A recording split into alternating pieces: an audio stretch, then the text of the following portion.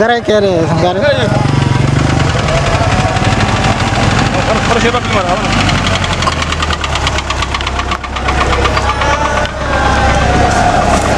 Jam ya. Yo. Jam ya.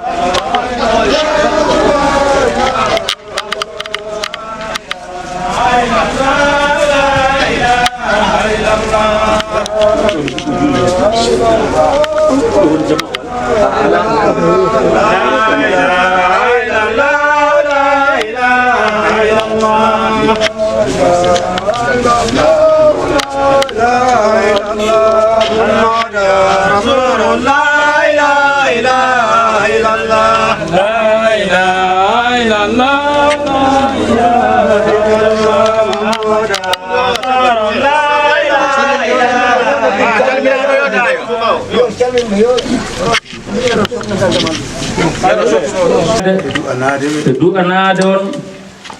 dendangal julbe wonbe do dendangal ma julbe wonbe do kumnugol aadi hakkude julde e julbe bandum ko dum haaldano do sabu ko dum haaldano do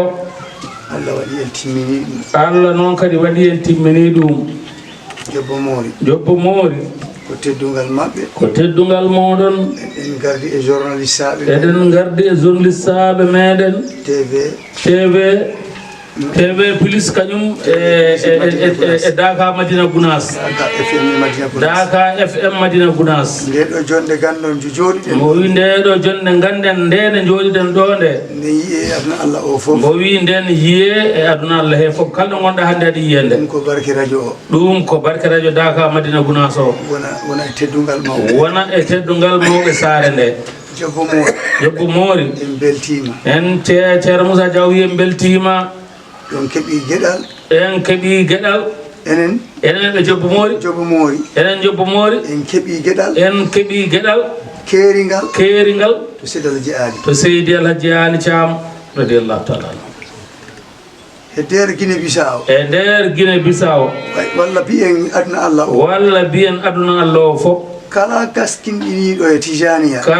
gaskindinido e Tijaniya ceernajo hohobe lawol ngol be no podini fuddi Guinea Conakry Senegal Guinea Bissau Gambi ala bawdo salade Seydi Alhaji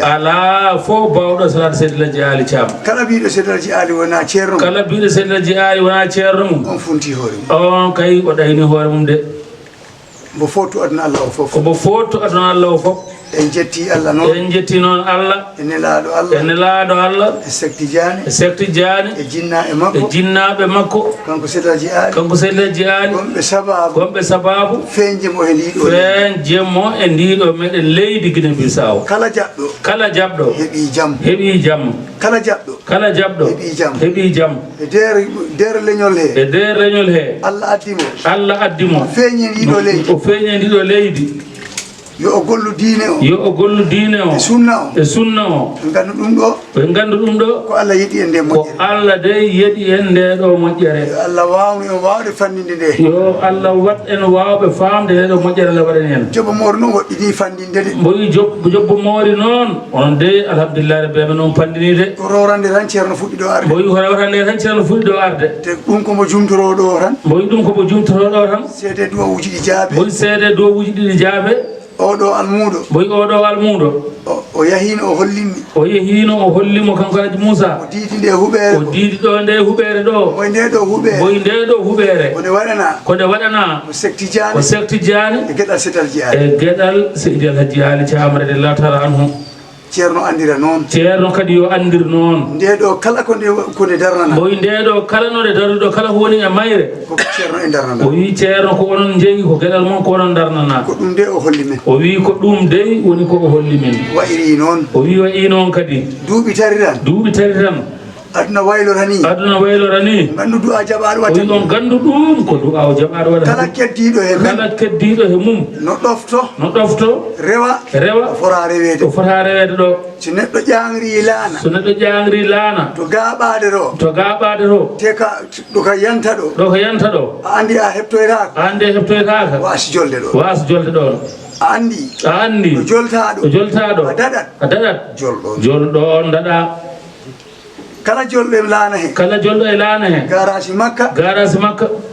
ko aljanna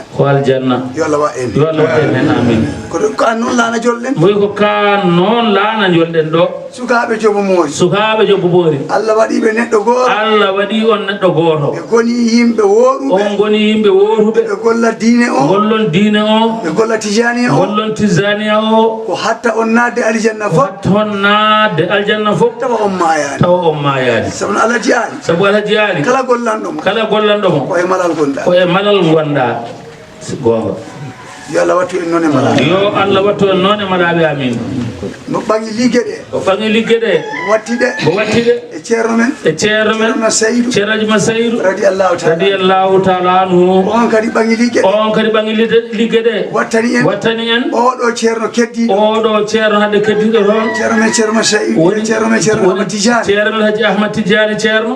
Ahmad Tidiane ba kadi ko moƴƴo jiɗanɗo tagore nde e mo ɗowa tagore nde dow kisal e dow malal fof sa wona ɗurni enen fof en kisal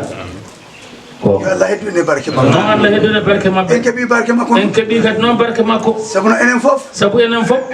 en malama en jeɗama hitande kala mon addana en poɗɗen ƴogde kanŋe ko naftoren tade asali taw wona jomon sali ko ƴiƴam makko boyi ko ƴiƴam ceerno men seeremɓe Seydi El Hadji Ali ko ƴiƴam mum ceerno Massaydou kadi o wi on ko e nden hakkunde ko on mo suɓi mo addani en ɗo on golluga o wi on gollannam ga Guinea Bissau ga gokkanamiɓe barke o en keeɓi barke o de jobbo mori ho on jiyani ɗum en keeɓide en malama yo Allah wattu ene moƴƴuɓe komi weltiran komo weltiran natumi suudnu ko hawnimo tempoɗi faaɗi sabu wona ɗo min mbalta ni on kandino noon e walanede muñon noon hikka sabu ndungu ɗum ari kuurida o ɗi raɓɓiɗi min jaha min jumtoyo dula goddo si weeri jango ceerno wadi anniya o yaha picci julbe dendaro mo nani bone baddo hono wodi don du'a jula don waktuji di du'ano tagorde fofo wonno ko mo moƴƴo alhamdulillah rabbil alamin jedama ceerno yaafo mi lebo yi gardo he dow ho weltima moy gardo e dow ho weltima garado he dow on sikki burtawel moy mon dabini ko garado e dow mudum mo burtawel taade kala gal garal do moy gal garal do ngal meden beltori ngal de ko addi ha men beltori ngal si adonin ko a poddo yaade dabboya moy kan an ko a ponnodo yaade dabboya si tawi non Allah di addana ma so tawi non dabbere ma dabboya no daande Allah addinde haade yettani mama do gonda do den ari ha yettani mama do gonda do ko ma tan beltoda moy ko ma tan beltoda heddi hoko toroda Allah baddo dum kala ko du'a do Allahu jaabi yo Allah jaabo amin makko giwdo to makko moy makko ceedo giwdo to makko kebe be mo ardi makko be mo ardi be piyu yangi ko be jangoto ko piyu toranoda be Allah ene laado mudum Allah yobbe baraji kala do be jottini teppere mabbe walla anniye mabbe de yettido ha jippido sare hori yettade den sare anniye odi do kono teppere nde hori yettade dinin torane du'a eden toro Allah ene laado mudum rendugol ko dendude do ko Allah wadan en dum barke yo Allah wadan dum barke amin wadan en barke amin ceerno o ko Allah okkimo du'anagol tagore le jaabinanambo du'a o rasul sallallahu alaihi wasallam bismillah mo boy do ceerno ko bismillah ma bi'ama bismillah ma ceerno bismillah mo non ceerno na hebbinde ha bismillah mo ceerno en belti du'a uji di meden di beltori o wi do uji di ceerno be beltori meden di beltori buyi meden paala no Allah beydudi no meden paala ka do uji di Allah beydudi dum men paala men tori wassalam e wi es kotoje sere makko gondo ara menen welti o wi hara kambe no welti be duwi kono men duwani kadi sincan basi o wi men duwani kadi sincan basi me ya fo cerno sey yallu ya fo cerno sey duwi Allah ya fo o wi men eden duwonoma yo Allah ya fo goddo si bi mojjere o wi sabu goddo sabi mojjere o yidani musibe makko be yidambe mo be yidambe musibe mum be yidambe musibe mum mojjere ben kadi ko mojjube de sabu non hunde wonde do mori ko heboy do sabu o sincan basiru yuri be welti kono meden weltani sincan basiru kono be welti kadi sincan basiru Musa jaw ko to amen heddi do Musa ba ko to mabe heddi do en tori Allah podu balle o yiminen tori Allah podu balle makko amen Allah podu makko mojjire battana amen en ballal ko jogani neddo futti ka be ngori haka haada sababu nde ballal ko jogani be suhure makko gilo fuddi haka haadiga wata ko sifaade fof o wi wawata ko sifaade fof onno meden duwani sincan basiru onno be duwani sincan basiru de nyaagi serembe be yobe duwano sar nde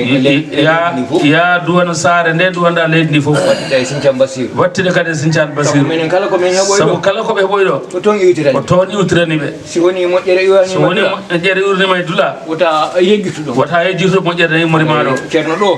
do wiyata do bismillah kan galle ma o wiyata do cerno bismillah ko galle ma gonda bismillah ko ha wiyata ma bismillah ko almubbe ma o wi ko almubbe ma wala almubbe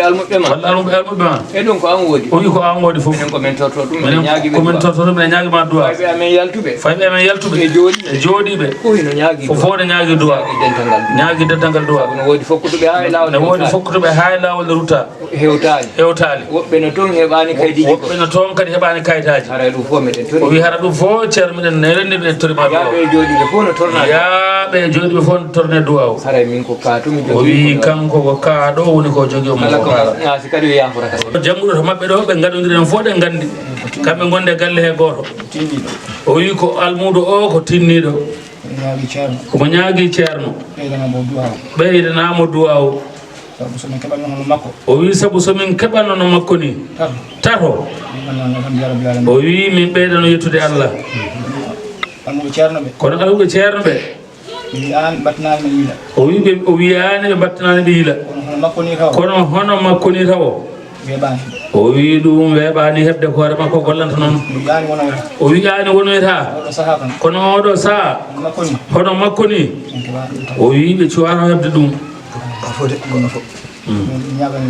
o wi ceerno kanko ceerno Siraji o ɗomtima ceerno Cheikh Oumar wiide omo ñagani almuɗo duwaw ne ɓuɓni ɓerɗe maɓɓe o ɓuɓɗi ɓerɗe maɓɓe tigi noon o wi ko ɗo tan o wawata haadde allahumma salli ala seydina Muhammadin wa sallim o ɓeydo tinarde nani almuɗo kay kala ko ligganɗa ceerno ma kala ko ligganɗa ceerno ma ganda ɗum alhamdulillahi rabbil alamina en jetti Allah no feewi en jetti Allah e oɗo kikiɗe kadi artugol en ɗo e Jobbo Moori ko en fonnoɓe wonde hitande fof en podino ɗum ko en waɗoɓe hono on gonɗo lappol ɗo e nder saare nde ceerno wi en ɓeydima kadi weltade sa ƴeewi jotodiral yimɓe saare nde tan e koye mabɓe e meɗen no ɗum wayi raɓɓidde ni e to saare nde hande to woni to e dental ngal a yettat Allah de ko waɗi noon ko golle ɗe ceerno Cheikh Oumar Balde yo Allah yurmomo yaafo mo amine ɗe o golli ɗo e saare heɗe ceerno Cheikh Oumar ko bawɗo golle ko bawɗo kadi neede ayi needi wona hewde ɓe nehi ala kala ko neeɗa fo tan ɗum yo ɗiggu wonno almuɗo o yero o golli ɗum ha o gasni nde o fuɗɗi addude ɗum ɗo e nder Jobbo Moori yo wonɗo wona ɗo gollo o wi ayi hande omo gollo so Allah jaɓino kadi o gollat tan ɗum waɗi ceerno wi ne welti sen jii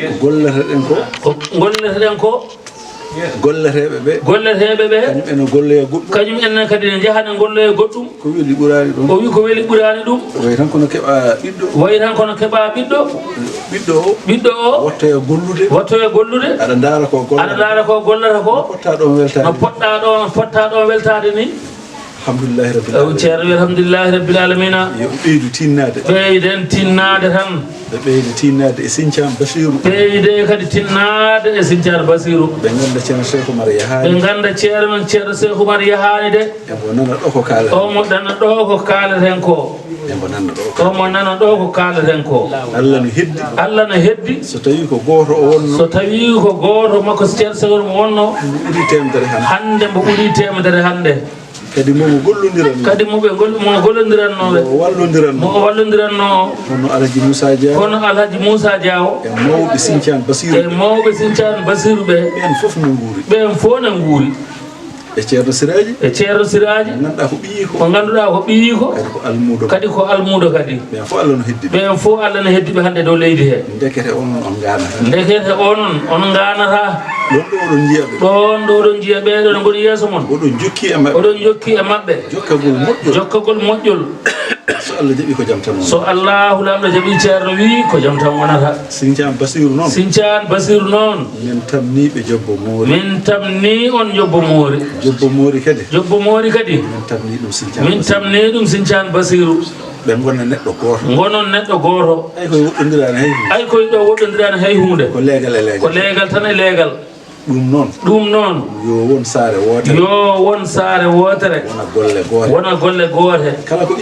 kala ko immina to Jobbo Moori yo Jobbo Moori naɓe guido toon daro ha yimɓe fof ganda e Jobbo Moori naɓe tigui ɓe tinnima ɗo kadi kala ko immini Sinthiane Bassirou ɓemo andi ko noon mbatton kono noon ceerno kadi wi wasima on ɗum yo ngar ballon dental Sinthiane Bassirou yo Sinthiane Bassirou aɗa walla dental Jobbo Moori sukaɓe ɓe yoɓe tinnodir ɓe jangga oɗo jangi ko e ceerno Cheikh Oumar oɗo o jangi koye Cheikh Oumar woni ceerno yaro oɗo o heɓi barke enen fof en gandi o heɓi barke o heɓi kadi yidde nde ceerno Cheikh Oumar yinno ceerno mum nde ceerno Cheikh Oumar yinno ceerno mum kankone o heɓi ɗum sa yi e mboɗo ɗo suudu no wooru sa yi o mboɗɗo suudu no woruno omo mahi huɓere kanko fof e doole makko dolon makko kono jogiti kon o idi ko mahande ceerno o idi taw ko mahande ceerno wonde ɗo ko ceerno mahami ɗo kanko jeeyi ɗo ko o yip o wi ko o yip yidde nde noon wonto ƴeftinde yidde nde noon ene woni to ƴettinde nde ceerno Cheikh Oumar noon hunde fof aɗa wawi felirde mo kono o amma yidde wawde yidde hay goto wawa heftade ceerno Cheikh Oumar e yidde weeɓani ko jiɗɗo ceerno jiɗɗo moƴƴuɓe fof noon kono noon eɗen gandi kadi ko jiɗɗo ceerno anne ko ɗum donɗa e annene ko ceerno yaro ko ɗum donɗa e ceerno ma so Allah jaɓi ma a heɓoy waɗanoɓe ma ɓuri ko mbaɗanɗa seere maɓe ko ɗum waɗi miɗen jiiɗi ko tinniɗa fof kala ko tinniɗa walla saare nde kala ko tinnino ɓeyde tinnade ɓe jaafoɗon noon ko saare nde foore ndikaɗo haala ka woni ɓiɗo ka sabu argol makko ɗo en jii ɗum en jii kadi nafoore muɗum sukaɓe ɓe yo tinno jiɗa janga beela maɓe keɓ ko ɓeɗo yaro en keeɓi hono ko ceerno yaro en keeɓi ko yo Allah wallu topitoɗon lawol Cheikhna Ahmada Tidiane gandon yaro e ceerno Cheikh Oumar e ceerno makko ha yetti seedleji aali fof ko Cheikhna Ahmada Tidiane ko barke Cheikhna Ahmada Tidiane ɓolo no ɓe gollan Cheikhna Ahmada wadde ɓe gollan Cheikhna Ahmada Tidiane walla yoɓe gollan koye maɓɓe ɓe nanga lawol ngol ɓe gona almuɓe ɓe gona tampanɓe seeremɓe maɓɓe e tijjaniya kala tijjaniyanke bawɗo arde ɗo yoɓe tinnano ɗe ɗum gandon fof ko hunde wotere taw tan koto Cheikh Tidiane immi fof ko neɗɗo goto o tan won ɗon ɗum noon tinnoɗen noon ceerno wi tinnoɗen de min kam basiroma o wi kanko o wasiro en ko jangguinde sukaɓe ɓe sabu koye janggingol heeɓi sabu ɗum ɗo ko ceerno heeɓi ko enen fof ɗen gandi ko janggingol heeɓi so janggoyano mi andano keɓirannoɗen ɗum o wi ɗum ɗo o andano ɗum heɓortono ɗum noon tinnoɗen janggen kadi kala e mon jontuɗo jaggude lawol kadi kala e men jontuɗo nangude lawol Cheikhna Ahmada Tidiane yo jaggu lawol ngol kadi mbirdoyon ɗum to jama mbirdoyon ɗum to jama ko heddi ɗum on basiyatake ɗum waktuji ɗum ko wajibu e meɗen ko heddi ko fof ko wajibuji wa amma lawol Cheikhna Ahmada Tidiane ɗum ko sumgo neɗɗo ko Allah yeɗan neɗɗo tan hebde moƴƴere ngol Allah waɗi e lawol he ngol moƴƴere nde Allah waɗi e lawol ngol ƴefta lawol ngol tinnoɗe ƴette lawol ɗum noon tinnoɗen ƴetten lawol Cheikhna Ahmada Tidiane gonon almuɓe ndewon caggal alhaji yaro kala ko immini ɗo gidodire e wadde yamirore nde en calmini mawɓe ceerno sabini mawɓe saare nde en nani haala maɓɓe o wi en nani haala maɓɓe gila to jarga ha to almami kamɓe fof en nani haala maɓɓe en beltima kadi yo Allah wallu en duwanima saare nde yo Allah wallu yo Allah reen yo Allah rendin kamɓe fof waɗaɓe ɓernde wotere taw kadi koɓe dow goonga yo Allah semmin saare nde yo Allah udit arsigaji ɗi gila e ɗanniɓe meɗen ha e jooɗiɓe jangoɓe yo Allah addu famamuya ɓe cellani yo Allah addu jaam e rafi celle ɗe o waɗa en almuka Cheikhna Ahmada Tidiane allahumma salli ala